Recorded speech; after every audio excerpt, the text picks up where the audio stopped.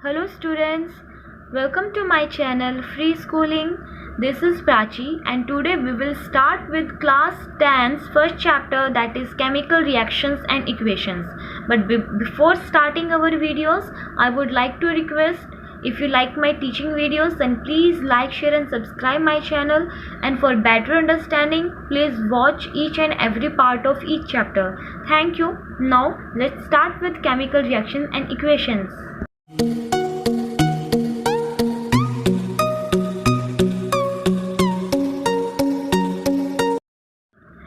बच्चों chemical reactions and equations हम पढ़ेंगे और मैं आपको इंग्लिश के साथ साथ हिंदी में भी जो इम्पोर्टेंट नोट्स हैं, इम्पोर्टेंट डेफिनेशंस हैं, वो आपको अभी प्रोवाइड करवाऊंगी, उसमें से आपको पढ़ाऊंगी. ठीक है, एक बार इस चैप्टर का इंट्रोडक्शन ले लेते हैं कि इसमें एक्चुअली क्या है. ओके, सो फर्स्टली क्या है, कंसीडर द केमिकल रिएक्शंस और इक्वेशंस क्या होते हैं वो भी मैं आपको अभी बताऊंगी. Consider the following situations of daily life and think what happens. ठीक है, देखो, milk is left at room temperature. अगर हम समर में मिल्क को, दूध को छोड़ देते हैं रूम टेम्परेचर पे तो क्या होता है. एन आयरन तवा, पैन या फिर nail is left expose to humid atmosphere तो क्या होता है. ग्रेप्स गेट फर्मेंटेड, जब ग्रेप्स फर्मेंटेड हो जाते हैं तो क्या होता है. फूड इज कुक्ड, जब खाना पक जाता है तो क्या होता है. Food gets digested in our body, जब खाना हमारी बॉडी में डाइजेस्ट होता है तब क्या होता है. वी रेस्पायर, जब हम सांस लेते हैं यानी कि जब रेस्पायर करते हैं बॉडी में हमारी जो खाना है वो डाइजेस्ट होता है, एनर्जी में कन्वर्ट होता है. तो तब ये जो सारी जो सिचुएशन है ना, nature and identity of initial substance have somewhat change.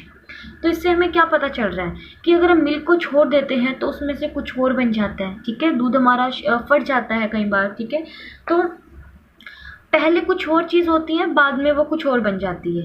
We have already learn about physical and chemical changes. देखो, हमने एक छोटे क्लासेस में फिजिकल और केमिकल चेंज के बारे में पढ़ा होगा. फिजिकल चेंज होते हैं जो टेम्परेरी चेंज होते हैं. ठीक है, जो रिवर्स हो सकते हैं दोबारा, उनको बोलते हैं फिजिकल चेंज. केमिकल चेंज वो होते हैं जो परमानेंट होते हैं, एक बार हो गए तो हो गए, हम उनको दोबारा रिवर्स नहीं कर सकते. हम एक एग्जाम्पल के साथ समझते हैं. फिजिकल चेंज क्या होते हैं. For example stretching of rubber. ठीक है, जो भी इलास्टिक या रबर होती है जब हम उसको खींचते हैं तो वो बड़ी हो जाती है. ठीक है, लेकिन जब हम उसको छोड़ देते हैं वो वापस से उसी पोजीशन में आ जाती है. अगर हम बैलून की बात करें, गुब्बारे की बात करें, तो जो गुब्बारा होता है, बैलून होता है, वो पहले हमारे पास नॉर्मल पोजीशन में होता है. जब हम उसके अंदर हवा भरते हैं वो फूल जाता है, लेकिन उसकी हवा जब हम उसकी जो हवा है उसको खोल देते हैं, ठीक है, उसकी हवा बाहर निकाल देते हैं तो फिर से वो उसी पोजीशन में वापस आ जाता है. यानी कि जो ये चेंज आया है ना, उनकी शेप बदल गई है. ठीक है, उनका साइज बड़ा हो गया था कुछ टाइम के लिए, लेकिन बाद में वो फिर से अपनी वाली पोजीशन में वापस आ गई. ठीक है, तो उसको हम बोलेंगे फिजिकल चेंज, कि वो टेम्परेरी चेंज था, थोड़ी देर के लिए हुआ बट फिर से वो अपनी पोजीशन में वापस आ गया.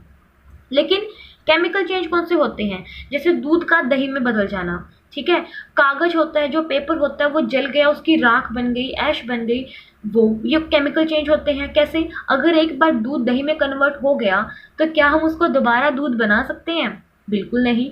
एक बार जो कागज होता है अगर वो राख में बदल गया तो दोबारा उसको पेपर बना लोगे. नहीं. तो ये हमारे परमानेंट चेंज हो गए, एक बार जो हो गया तो हो गया. ठीक है, वो होते हैं हमारे केमिकल चेंज. तो इसी तरीके से जो जब केमिकल चेंज होते हैं ना, उसको हम केमिकल रिएक्शन कहते हैं. ठीक है, जो केमिकल चेंज होते हैं उसी को हम केमिकल रिएक्शन कहते हैं. You may perhaps be wondering as to what is actually meant by chemical reaction. मतलब आप लोगों को शायद ये सुन के हैरानी होगी कि एक्चुअली मतलब क्या होता है केमिकल रिएक्शन का. How do we come to know that a chemical reaction taken place, और हमें पता कैसे चलेगा कि रिएक्शन हो चुकी है. चलो हम कुछ एक्टिविटी करके देखते हैं. देखिए, यहाँ पे हमारी एक्टिविटी है. This activity needs the teachers assistance. It would be better if students wear suitable eye glasses. देखो, जब भी एक्टिविटी परफॉर्म करनी है, वैसे तो जब भी हम केमिस्ट्री लैब में कोई भी एक्टिविटी परफॉर्म करते हैं, साइंस लैब में, तो हमें बहुत सारे प्रिकॉशन लेने पड़ते हैं क्योंकि हम वहाँ पे केमिकल्स के साथ हमारे जो एक्सपेरिमेंट्स हैं वो परफॉर्म कर रहे होते हैं. तो वो हमारी बॉडी के लिए, हमारी आइज़ के लिए, नोज़ के लिए, किसी बॉडी ऑर्गन के लिए कुछ हार्मफुल हो सकता है. ठीक है, सो हम अपना एक्सपेरिमेंट स्टार्ट करते हैं. Clean a clean a magnesium ribbon about 3 to 4 centimetre long bye rubbing it with sand paper. देखो यहाँ पे हमने जो टोंग में पकड़ा हुआ है ना, ये मैग्नीशियम रिबन लिया है, इसको सैंड पेपर के साथ हमने थोड़ा सा रब कर लिया, साफ कर लिया। Hold it with a pair of tongs and burn it using a spirit lamp or burner and collect the ash so formed in a watch glass। और हमने क्या किया, इस जो रिबन लिया था हमने मैग्नीशियम रिबन, उसको हमने एक टोंग के साथ पकड़ लिया, ठीक है। और क्या किया, किसी भी बर्नर पे, ठीक है, बर्नर पे हमने इसको क्या किया, स्पिरिट लैम्प पे या बर्नर को यूज़ किया इसको जलाने के लिए। और जो भी इसमें से राख यानी कि जो भी ऐश निकल रही है उसको हमने नीचे कंटेनर में इकट्ठा कर लिया, ठीक है। And burn the magnesium ribbon keeping it away as far as possible from your eyes. और मैग्नीशियम रिबन को हमने जलने देना है, इस रिबन को इतनी दूर रखना है जितनी दूर हम रख सकते हैं आइज से, क्योंकि आइज के ऊपर इसका बहुत इफेक्ट पड़ता है, ठीक है। So what do you observe, तो अब हम क्या देखेंगे इसमें।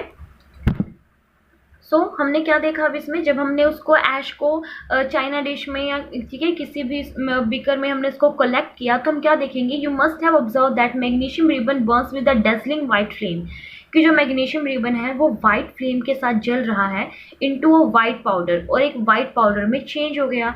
This powder is magnesium oxide, और जो ये पाउडर है ये क्या कहलाता है, मैग्नीशियम ऑक्साइड। यानी कि जब हमारा मैग्नीशियम है, जब हम इसको ऑक्सीजन की प्रेजेंस में बर्न करते हैं तो हमारे पास वाइट कलर का पाउडर बनता है जिसको बोलेंगे मैग्नीशियम ऑक्साइड, ठीक है। तो ये हमारा जो कंक्लूजन है, जो ऑब्जर्वेशन है उस एक्टिविटी की, तो ये आती है इसमें। और भी ऐसी एक्टिविटीज़ हैं हमारे पास, जैसे एक्टिविटी 1.3 में क्या है, take a few zinc granules in a conical flask. हमने कॉनिकल फ्लास्क में कुछ जिंक के ग्रेन्यूल्स लिए हैं और उसके अंदर हाइड्रोक्लोरिक एसिड, सल्फ्यूरिक एसिड को ऐड किया है, जो कि बहुत ही स्ट्रॉन्ग एसिड होते हैं दोनों ही। और हमारे पास यहाँ पे क्या है कि हमें एसिड्स को बहुत ही ध्यान से हैंडल करना होता है, क्योंकि अगर एसिड हम अपनी कंसनट्रेटेड अमाउंट में होते हैं ना तो हमारी स्किन को भी बर्न कर सकते हैं, ठीक है। बर्न कर हमारे जो अंदर के टिश्यूज़ होते हैं, टिश्यू होते हैं, उनको भी जला सकते हैं, तो बहुत ही ध्यान से इसको हैंडल करना होता है। तो जब भी हमने जिंक ग्रेन्यूल्स के अंदर HCl को, H2SO4 को डाल दिया तो क्या होगा, हमने फ्लास्क को टच करना है तो क्या देखेंगे, उसका टेम्परेचर बहुत ज़्यादा बढ़ जाता है। तो हमने ऊपर से क्या देखा है अभी, from the above 3 activities we can say, हम क्या कह सकते हैं कि that the following observation help us to determine whether a chemical reaction had taken place. देखो, अगर किसी भी सब्सटेंस की स्टेट में कोई चेंज आता है, कलर में कोई चेंज आता है, गैस प्रोड्यूस होती है, गैस इवोल्यूट होने लगती है, या फिर टेम्परेचर चेंज होता है, इसका मतलब है कि रिएक्शन हो चुकी है, ठीक है। रिएक्शन के कंप्लीशन के ही ये साइन होते हैं, या तो कलर चेंज होता है, या तो गैस प्रोड्यूस होती है, तो टेम्परेचर में इंक्रीज या डिक्रीज आ जाता है, या तो उसकी स्टेट चेंज हो जाती है, कलर चेंज हो जाता है, ओके। यहाँ पे मैं आपको हिंदी और इंग्लिश में बता देती हूँ कि केमिकल रिएक्शंस को हम कैसे डिफाइन कर सकते हैं, ठीक है। केमिकल रिएक्शंस को बच्चे हिंदी में बोला जाता है रासायनिक अभिक्रियाएं, ठीक है। तो केमिकल रिएक्शंस क्या है, a change in which one और मोर केमिकल एलिमेंट्स और कंपाउंड्स फॉर्म न्यू कंपाउंड। देखो, केमिकल रिएक्शन क्या होती है, एक ऐसा चेंज जिसके अंदर, यानी कि एक ऐसा बदलाव, एक ऐसा परिवर्तन जिसमें वन और मोर केमिकल एलिमेंट, जिसमें एक या एक से ज़्यादा जो केमिकल एलिमेंट्स हैं, यानी कि जो रासायनिक तत्व हैं और कंपाउंड्स हैं, यौगिक हैं, वो नए कंपाउंड्स बनाते हैं, ठीक है। जिसमें एक या एक से ज़्यादा एलिमेंट्स या फिर रासायनिक तत्व मिलके और ज़्यादा, ठीक है, नए यौगिक बना लेते हैं, उसको हम बोलते हैं केमिकल रिएक्शंस या फिर रासायनिक अभिक्रियाएं। एक ऐसा परिवर्तन जिसमें एक या एक से अधिक रासायनिक तत्व या यौगिक नए यौगिक बना लेते हैं। फॉर एग्जाम्पल NaOH जो कि एक बेस है, क्षारक है, HCl एसिड है, अम्ल है, तो ये दोनों अलग अलग एलिमेंट्स हैं जो मिलके बिल्कुल नए एलिमेंट्स बना रहे हैं, जो नए यौगिक बना रहे हैं, तो इनको हम बोलते हैं केमिकल रिएक्शन, ठीक है। नेक्स्ट है हमारे पास केमिकल इक्वेशन, जिसको हम हिंदी में बोलते हैं रासायनिक समीकरण, ठीक है। केमिकल इक्वेशन क्या होते हैं, when a chemical reaction is represented in the form of symbols. देखो क्या होता है कि जो रिएक्शंस हम लिखते हैं ना, वो कंप्लीट हम कैसे लिखेंगे, हाइड्रोजन प्लस क्लोरीन, तो ये कंबाइन होके बनाएंगे हाइड्रोजन क्लोराइड। तो ये लिखने में थोड़ा सा ज़्यादा, अगर हम इसको पूरे तरीके से रिप्रेजेंट करेंगे, when hydrogen reacts with chlorine, then it produce hydrogen chloride. तो ये थोड़ा सा लंबा हो जाता है, टाइम लेता है बहुत, इसलिए क्या किया, इनको सिंबल्स की फॉर्म में रिप्रेजेंट कर दिया कि हाइड्रोजन को H2 लिख देते हैं, क्लोरीन को Cl2 लिख देते हैं, हाइड्रोजन क्लोराइड को HCl लिख देते हैं। तो जो ये सिंबल्स या फॉर्मूले होते हैं केमिकल रिएक्शन को इस तरीके से रिप्रेजेंट करने को ही हम केमिकल इक्वेशन कहते हैं, कि जब केमिकल रिएक्शन को रिप्रेजेंट किया जाता है सिंबल्स या फॉर्मूले की फॉर्म में, उसको हम केमिकल इक्वेशन कहते हैं। हिंदी में इसको बोलते हैं रासायनिक समीकरण, यानी कि किसी भी रासायनिक अभिक्रिया को प्रतीकों यानी कि सिंबल्स या फिर सूत्रों की सहायता से व्यक्त करना। जब भी कोई भी रासायनिक अभिक्रिया बनती है, जब हम उसको सिंबल्स की फॉर्म में प्रतीकों की सहायता से अभिव्यक्त करते हैं तो उसको रासायनिक समीकरण कहते हैं। जैसे हाइड्रोजन को H2 ले लिया, क्लोरीन को Cl2 ले लिया, हाइड्रोजन क्लोराइड को 2HCl ले लिया। ठीक है, तो ये है हमारी हिंदी में डेफिनेशन केमिकल रिएक्शंस और केमिकल इक्वेशन यानी कि रासायनिक अभिक्रिया और रासायनिक समीकरण के लिए। उसके बाद आते हैं हमारे पास रिएक्टेंट एंड प्रोडक्ट्स। ठीक है बच्चे, रिएक्टेंट को हम हिंदी में बोलते हैं अभिकारक और प्रोडक्ट्स को हम हिंदी में बोलते हैं उत्पाद। ठीक है, तो रिएक्टेंट्स क्या होते हैं? The substance which react with each other to form new substance. पहले एक एग्जांपल देख लो। एग्जांपल में क्या है, CuSO4 कॉपर सल्फेट है, आयरन है, Fe आयरन है। तो ये दोनों है हमारे रिएक्टेंट जो रिएक्ट करते हैं, अभिकारक जो अभिक्रिया में साथ देते हैं। ठीक है, जो अभिक्रिया करते हैं एक दूसरे के साथ। उसके बाद ये दोनों जब रिएक्ट करते हैं तो ये दोनों मिलके बनाते हैं FeSO4 यानी कि फेरस सल्फेट और Cu यानी कि कॉपर। तो ये हो गए product.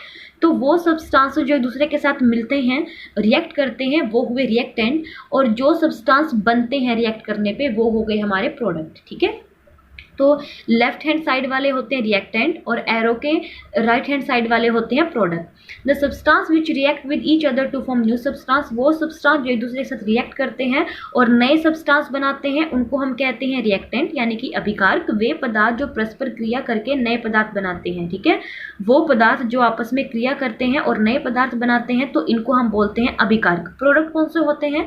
The substances formed as a result of chemical change, यानी कि जब कोई केमिकल चेंज होता है तब जो उसमें जो रिजल्ट बनता है, जो प्रोडक्ट बनते हैं लास्ट में, उनको बोला जाता है प्रोडक्ट। ठीक है, वे पदार्थ जो अभिकारकों के अभिक्रिया के परिणाम स्वरूप बनते हैं, यानी कि जो हमारे उत्पाद होते हैं वो कौन से होते हैं? जो अभिकारक जब आपस में अभिक्रिया करते हैं उनके परिणाम स्वरूप यानी कि उनके रिजल्ट से जो कंपाउंड जो यौगिक बनते हैं उनको कहा जाता है उत्पाद यानी कि प्रोडक्ट। ठीक है, आई होप आपको ये समझ में आया होगा। सो बच्चे, हमने अभी केमिकल इक्वेशंस के बारे में पढ़ लिया है। हिंदी और इंग्लिश में भी रिएक्टेंट प्रोडक्ट्स क्या होते हैं उसके बारे में भी हमने जान लिया है, और केमिकल इक्वेशंस कैसे लिखी जाती है ये भी हमने पढ़ लिया है। ठीक है, पता कर लिया हमने इसको कि वो केमिकल रिएक्शंस को ही सिंबल्स की फॉर्म में हम राइट कर देते हैं तो वो केमिकल इक्वेशन हो जाती है। नेक्स्ट वीडियो में हम बैलेंस करना सीखेंगे। ठीक है, कि केमिकल इक्वेशंस को बैलेंस कैसे किया जाता है और क्यों ज़रूरी होता है बैलेंस करना। तो नेक्स्ट वीडियो का वेट करना और इस वीडियो को लाइक करना अगर आपको पसंद आई हो, और नेक्स्ट वीडियो के लिए वेट करना। Thank you so much.